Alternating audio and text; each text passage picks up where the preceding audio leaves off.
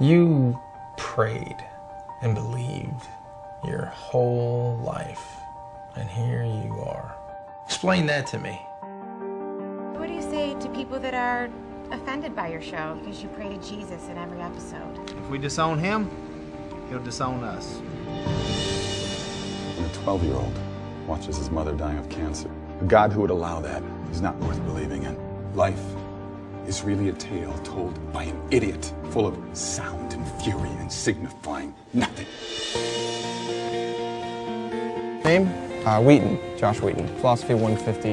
You might want to think about a different instructor. Come on, man, it can't be that bad.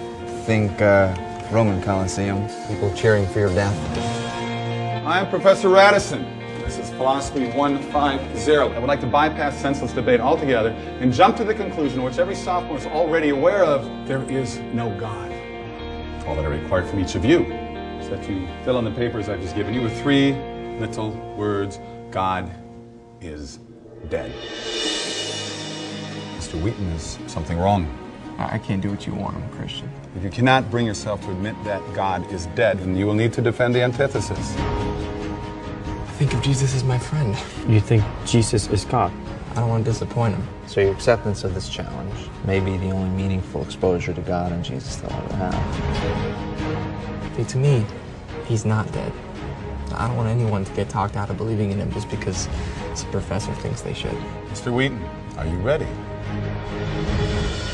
We're going to put God on trial.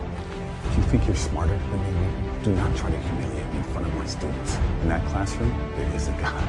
I'm him. This experiment is over. You get to decide who the most important person in your life is. Me, Professor Radisson. I have to do this thing. Like it's something that God wants me to do. I can't just turn away from it. You just want to ensnare them in your primitive superstition. What I want is for them to make their own choice. That's what God wants. You have no idea how much I'm going to enjoy failing you. Yeah, but who are you really looking to fail? Me or God?